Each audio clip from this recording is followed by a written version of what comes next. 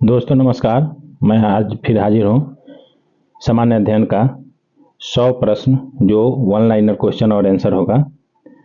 तो चलिए हम बिना समय गंवाए आगे बढ़ते हैं। तो आज का पहला सवाल है, किस दल ने 2 वर्ष के समय में 2 प्रधानमंत्री दिए? तो वह हो जाएगा जनता पार्टी ने। दूसरा प्रश्न होगा, वर्ष 1975 से 1977 के बीच आपातकाल के दौरान भारत के प्रधानमंत्री कौन थे? तो वह हो जाएगा, उस समय भारत के प्रधानमंत्री इंदिरा गांधी थी। उसके बाद आगे बढ़ते हैं। प्रश्न संख्या 3 है, लोकसभा के अधिनियमों के अंतर्गत सदन का नेता का अर्थ डैश से है यदि वह लोकसभा का सदस्य हो। तो सदन का नेता का अर्थ क्या होता है कि वह प्रधानमंत्री से होता है। तो इसमें राइट आंसर हो जाएगा प्रधानमंत्री। चौथा प्रश्न देखते हैं, प्रधानमंत्री पद से त्यागपत्र करने वाले प्रथम व्यक्ति थे? तो यह हो जाएगा मोरारजी देसाई। उसके बाद है 5वां प्रश्न, भारत के प्रथम सिख प्रधानमंत्री कौन थे? तो यह हो जाएगा मनमोहन सिंह। 6वां प्रश्न है, नियुक्ति के समय निम्न में से कौन प्रधानमंत्री संसद के किसी भी सदन का सदस्य नहीं था? तो वे हो जाएंगे पीवी नरसिम्हा राव वैसा प्रधानमंत्री थे जो प्रधानमंत्री के समय किसी भी सदन के सदस्य नहीं थे। आगे बढ़ते हैं। 7 नंबर सवाल, प्रधानमंत्री का पद ग्रहण करने के समय विधानसभा का सदस्य था? वह कौन सा प्रधानमंत्री थे जो विधानसभा के सदस्य थे प्रधानमंत्री पद ग्रहण करने के? तो यह हो जाएगा एच.डी. देवेगौड़ा। आगे बढ़ते हैं। इंदिरा गांधी दूसरी अवधि के लिए प्रधानमंत्री बनी तो वह 1980 से 1984 तक बनी। प्रश्न संख्या 9 है, जवाहरलाल नेहरू के निधन के पश्चात किसने प्रधानमंत्री पद ग्रहण किया? तो वह हो जाएगा गुलजारी लाल नंदा।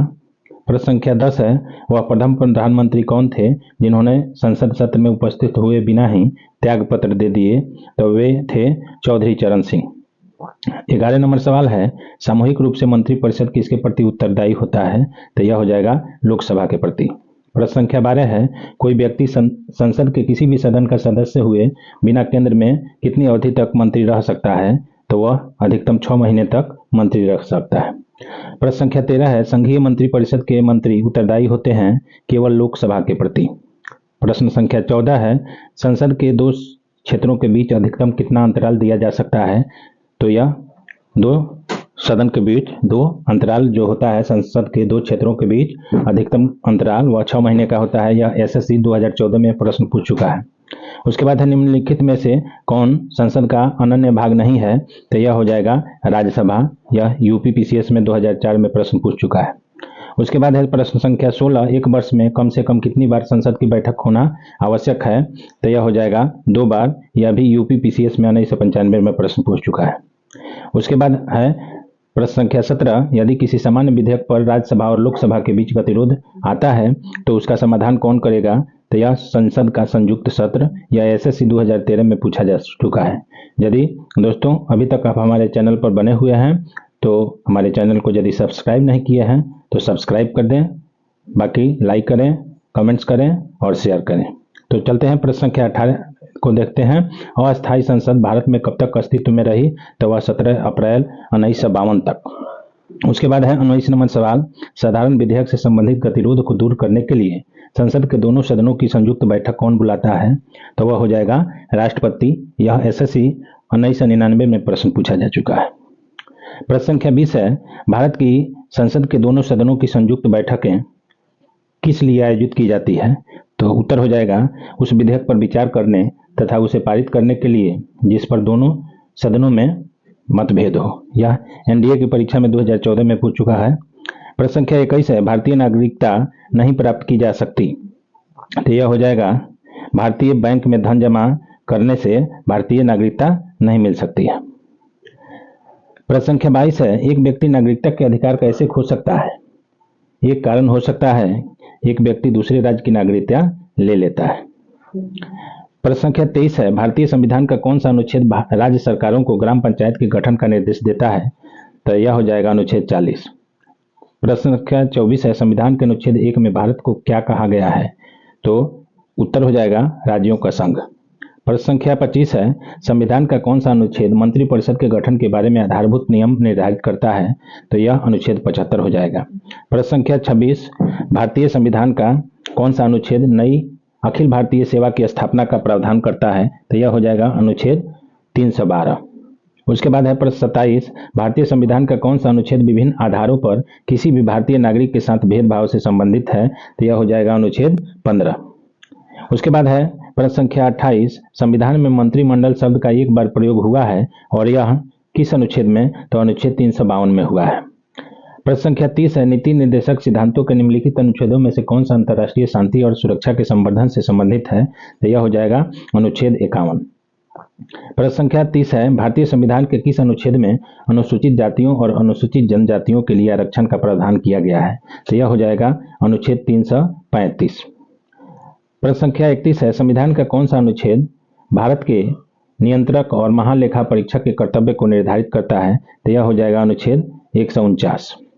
प्रश्न संख्या 32 है, भारतीय संविधान का कौन सा अनुच्छेद सभी नागरिकों के लिए समान न्याय और मुफ्त कानूनी सहायता को प्रोत्साहित करता है? तो यह हो जाएगा अनुच्छेद 39 से। नेक्स्ट क्वेश्चन 33 है, भारत के संविधान का वह कौन सा अनुच्छेद है जिसमें भारत के नियंत्रक और महालेखा परीक्षक का उल्लेख है? तो यह हो जाएगा अनुच्छेद 148। प्रश्न संख्या 34 है, भारतीय संविधान के किस अनुच्छेद में नए राज्य के प्रवेश या स्थापना का प्रावधान किया गया है? तो यह हो जाएगा अनुच्छेद 2। उसके बाद 35 नंबर सवाल है, किस देश में दोहरी नागरिकता का सिद्धांत स्वीकार किया गया है? तो यह हो जाएगा संयुक्त राज्य अमेरिका। प्रश्न संख्या 36 है, भारतीय संविधान में नागरिकता के प्रावधान कब लागू हुए? तो यह हो जाएगा 1949 में। प्रश्न संख्या 37 है, नागरिकता संशोधन अधिनियम भारत के संविधान के निम्नलिखित में से किस भाग के अंतर्गत आता है? तो यह हो जाएगा भाग 2 के अंतर्गत। आगे बढ़ते हैं, भारतीय संविधान के अनुच्छेद 74 और 75 किन विषयों पर विचार करते हैं? तो यह मंत्रिपरिषद के। प्रश्न संख्या 39 हो जाएगा, संसदीय तंत्र में निम्नलिखित में से वास्तविक कार्यपालिका कौन है? तो यह हो जाएगा मंत्रिपरिषद। उसके बाद है, जो व्यक्ति सांसद न हो क्या उसे मंत्री नियुक्त किया जा सकता है? तो हाँ, उसे 6 महीनों के भीतर संसद सदस्य बनना अनिवार्य होगा, अन्यथा 6 माह के बाद उसका मंत्री पद स्वतः समाप्त हो जाएगा। इसलिए वैसे व्यक्ति जो किसी भी सांसद नहीं है या किसी भी सदन का सदस्य नहीं है, 6 महीने तक वह मंत्री पद पर बना रह सकता है। आगे बढ़ते हैं, भारत में स्वतंत्रता के पश्चात प्रथम मंत्रिमंडल का कानून मंत्री कौन था? तो वह हो जाएगा BR अम्बेडकर हो जाएगा, यानी भीमराव अम्बेडकर। उसके बाद है, स्वतंत्र भारत के प्रथम प्रतिरक्षा मंत्री कौन थे? तो यह सरदार बलदेव सिंह थे। उसके बाद प्रश्न संख्या 43 है, भारत का संविधान भारत को कैसे वर्णित करता है? तो यह राज्यों का संघ है। 44 प्रश्न है, 500 से अधिक देशी रियासतों के भारत में विलय के लिए कौन उत्तरदायी था? तो वे थे सरदार वल्लभ भाई पटेल। उसके बाद प्रश्न संख्या 45 है, प्रथम भाषाई राज्य किसे बनाया गया था? तो वह था आंध्र प्रदेश। इसमें गलत मिस प्रिंट हो गया है, वह था आंध्र प्रदेश। आगे बढ़ते हैं, प्रश्न संख्या 46 है, 1956 के राज्य पुनर्गठन अधिनियम द्वारा कितने राज्य और संघीय क्षेत्रों की स्थापना की गई? तो वह 14 राज्य हो जाएगा और आपको 6 संघीय क्षेत्र हो जाएगा। आगे बढ़ते हैं, 47 नंबर प्रश्न को, निम्नलिखित में से किस केंद्र शासित प्रदेश को आंशिक राज्य का दर्जा दिया गया? तो वह है पुडुचेरी।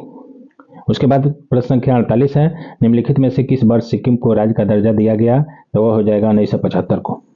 प्रश्न संख्या 49 है, संवैधानिक प्रावधानों के अनुसार राज्यों की सीमाओं को बदलने के लिए डैश सहमति की आवश्यकता है? तो ये इसमें हो जाएगा राज्य की सहमति की आवश्यकता नहीं है। उसके बाद है, मध्य प्रदेश राज्य का गठन कब हुआ था? तो यह हो जाएगा 1 नवंबर 1956 को। प्रश्न संख्या 51 देखते हैं, निम्नलिखित में से कौन से व्यक्ति ने स्वतंत्र भारत के प्रथम गृह मंत्री के रूप में कार्य किया? तो यह थे सरदार वल्लभ भाई पटेल। आगे देखते हैं, प्रश्न संख्या 52, किस दल ने 2 वर्ष के समय में 2 प्रधानमंत्री दिए? तो यह रिपीटेड क्वेश्चन है, यह जनता पार्टी हो जाएगा। निम्नलिखित में से कौन सा भारत में प्रशासन पर विधायी नियंत्रण का एक साधन नहीं है? तो यह हो जाएगा संसद का विघटन। प्रश्न संख्या 54 है, किस संवैधानिक संशोधित अधिनियम द्वारा संविधान में मूल कर्तव्यों को सम्मिलित किया गया है? तो यह 42वां संविधान संशोधन द्वारा। उसके बाद है मौलिक कर्तव्यों को निर्धारित किया गया है, तो यह भी 42वें संविधान संशोधन में मौलिक कर्तव्यों और मौलिक अधिकारों को यह जोड़ा गया है। प्रश्न संख्या 56 है, भारतीय संविधान में मौलिक कर्तव्यों की सूची निम्नलिखित में से किस भाग के रूप में जोड़ी गई है, तो यह भाग 4 हो जाएगा। आगे बढ़ते हैं। प्रश्न संख्या 57 है, भारत के संविधान के अनुच्छेद 51A भाग 4A में निम्नलिखित में से क्या शामिल है, तो यह हो जाएगा मूल कर्तव्य। उसके बाद भारत के संविधान के अनुसार भारतीय नागरिकों के मूल कर्तव्य है, तो आंसर हो जाएगा राष्ट्रगान, ध्वज आदि का सम्मान, वैज्ञानिक प्रवृत्ति का विकास, राष्ट्रीय एवं सांस्कृतिक विरासत का संरक्षण एवं परिरक्षण भारतीय संविधान के अनुसार प्रत्येक नागरिकों का मूल कर्तव्य है। उसके बाद प्रश्न संख्या 59 देखते हैं।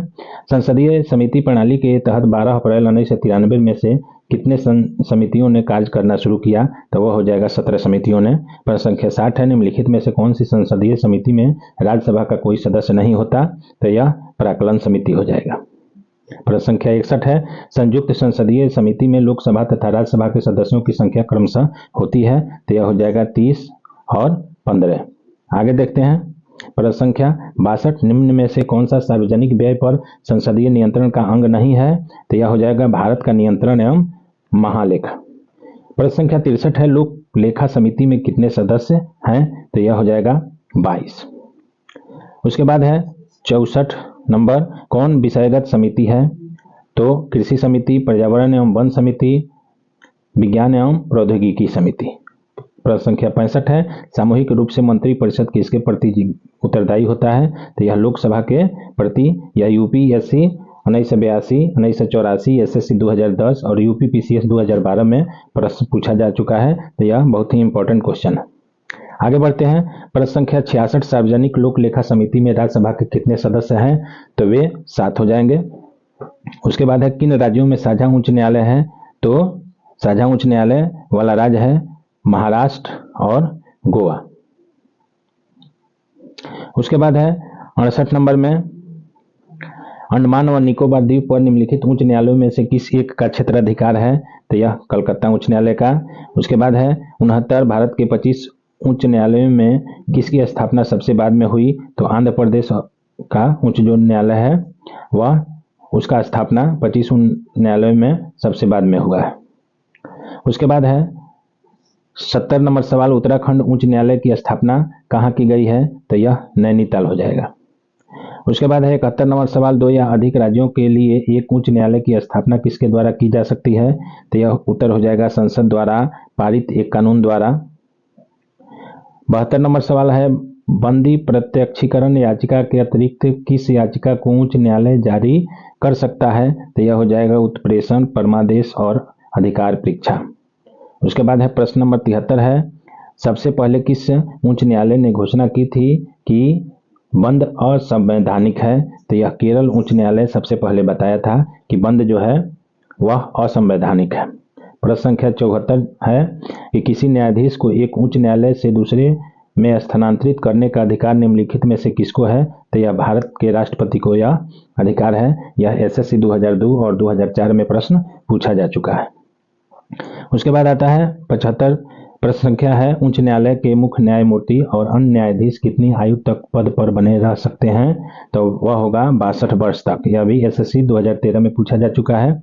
उसके बाद है 76 नंबर सवाल, भारत में चलित न्यायालय इनका मानस पुंज है, मोबाइल कोर्ट। भारत में चलित न्यायालय यानी मोबाइल कोर्ट इनका मानस पुंज है डॉक्टर APJ अबुल कलाम, तो यह हो जाएगा। अब आपको 76 नंबर सवाल है। 76 नंबर सवाल 77 नंबर सवाल है, आंध्र प्रदेश उच्च न्यायालय कब से अस्तित्व में आया, तो यह आंध्र प्रदेश का उच्च न्यायालय जो है 1 जनवरी 2019 से काम करना शुरू किया है। उसके बाद है 78 नंबर सवाल, भारत का 25वां उच्च न्यायालय है, तो यह हो जाएगा आंध्र प्रदेश उच्च न्यायालय। 79 उच्च न्यायालय का न्यायाधीश बनने के लिए कम से कम कितने वर्ष की उच्च न्यायालय के अधिवक्ता के रूप में वकालत का अनुभव होना चाहिए, तो यह है कम से कम 10 वर्ष का अनुभव होना चाहिए। उसके बाद है प्रश्न 80, राज्य सरकार का संवैधानिक प्रमुख कौन होता है, तो यह हो जाएगा राज्यपाल। प्रश्न संख्या 81 है, राज्यपाल सोने के पिंजरे में निवास करने वाली चिड़िया के समतुल्य है, यह किसका कथन था, तो सर्वप्रथम इस विचार को सरोजिनी नायडू ने रखा था कि राज्यपाल जो है सोने के पिंजरे में निवास करने वाली चिड़िया के समतुल्य है। उसके बाद है प्रश्न संख्या 22 है, भारत के किसी राज्य की राज्यपाल बनने वाली प्रथम महिला थी, तो वह भी सरोजिनी नायडू हो जाएगा। 83 नंबर सवाल है, राज्यों के गवर्नर संविधान के अंतर्गत किसके प्रति अपने आचरण के लिए उत्तरदायी होते हैं, तो यह हो जाएगा राष्ट्रपति के प्रति। प्रश्न संख्या 84 है, राज्य विधानमंडल के अनुमोदन के बिना राज्यपाल द्वारा जारी अध्यादेश कितनी अवधि के लिए लागू रहेगा, तो यह हो जाएगा 1 सप्ताह के लिए। उसके बाद निम्नलिखित में से कौन भारत के राष्ट्रपति की इच्छा तक ही पद पर बना रह सकता है, तो वह है राज्यपाल, जो भारत के राष्ट्रपति की इच्छा पर बना रह सकता है। जब चाहे तो राष्ट्रपति उनको हटा सकता है। प्रश्न संख्या 86 है, निम्नलिखित में से कौन भारत के राष्ट्रपति की इच्छा तक ही पद पर बने रह सकते हैं। यह सेम सवाल है, रिपीट हो गया है, यह राज्यपाल हो जाएगा। आगे देखते हैं प्रश्न संख्या 87, गवर्नर द्वारा जारी किया गया अध्यादेश किसके द्वारा मंजूर किया जाता है, तो वह हो जाएगा विधानमंडल के द्वारा। प्रश्न संख्या 88, किसी राज्य में राज्यपाल की नियुक्ति संविधान के अनुच्छेद 155 के तहत होती है। उसके बाद है प्रश्न है 89, किसी राज्य के राज्यपाल को निम्नलिखित में से किसकी शक्ति प्राप्त नहीं है, तो यह विधानसभा स्थगित करने की शक्ति राज्यपाल को प्राप्त नहीं है। प्रश्न संख्या 90 है, भारतीय उच्चतम न्यायालय के न्यायाधीशों की नियुक्ति कौन करता है, तो यह हो जाएगा राष्ट्रपति। उसके बाद है प्रश्न संख्या 91, दो या अधिक राज्यों के बीच किसी विवाद के मामले में निर्णय लेने की सर्वोच्च न्यायालय की शक्ति क्या कहलाती है, तो यह हो जाएगा आरंभिक अधिकारिता। उसके बाद प्रश्न संख्या 92 है, राष्ट्रपति और उपराष्ट्रपति के निर्वाचन में विवाद के मामलों को किसको प्रमुख प्रस्तुत किया जाता है, तो यह हो जाएगा भारत का उच्चतम न्यायालय। उसके बाद है प्रश्न संख्या 93, उच्चतम न्यायालय के मुख्य न्यायाधीश कितने वर्ष की आयु तक पदभारी रहते हैं, तो वह हो जाएगा 65 वर्ष तक। उसके बाद है प्रश्न संख्या 94, सर्वोच्च न्यायालय का न्यायाधीश कितनी आयु तक कार्यरत रहता है, तो यह भी हो जाएगा 65 वर्ष। प्रश्न संख्या 95 है, सर्वोच्च न्यायालय के मुख्य न्यायाधीश को प्रति माह कितना वेतन मिलता है, तो यह हो जाएगा 2,80,000। प्रश्न संख्या 96 है, भारत के उच्चतम न्यायालय को प्रारंभिक अपीलीय और परामर्शदायी क्षेत्राधिकार प्राप्त है। यह एसएससी 2013 में पूछा जा चुका है। प्रश्न संख्या 97 हो जाएगा, भारत का उच्चतम न्यायालय कानूनी तथ्य के मामले में राष्ट्रपति को परामर्श देता है। उत्तर हो जाएगा तभी जब वह ऐसे परामर्श के लिए कहता है। उसके बाद है प्रश्न संख्या 98, जब भारतीय न्यायिक पद्धति में लोकहित मुकदमा यानी PIL लाया गया तब भारत के मुख्य न्यायमूर्ति कौन थे, तो उस समय मुख्य न्यायमूर्ति जो थे PN भगवती थे। या UPSC 2007 में प्रश्न पूछा जा चुका है। उसके बाद आता है 99 नंबर सवाल, निम्नलिखित में उच्चतम न्यायालय की सबसे पहली महिला न्यायाधीश कौन थी, तो वह थी फातिमा बीबी। यह SSC 2002 में प्रश्न पूछा जा चुका है। उसके बाद 100वां और अंतिम आज का सवाल, सर्वोच्च न्यायालय के जजों का वेतन किससे आहरित होता है, तो यह संचित निधि हो जाएगा। तो इसी के साथ आज का यह समाप्त होता है 100 प्रश्नों का वन लाइनर क्वेश्चन आंसर। तो यह वीडियो आपको कैसा लगा, जो लोग सब्सक्राइब नहीं किए हैं सब्सक्राइब कर दें, बाकी लोग लाइक करें, कमेंट करें, शेयर करें।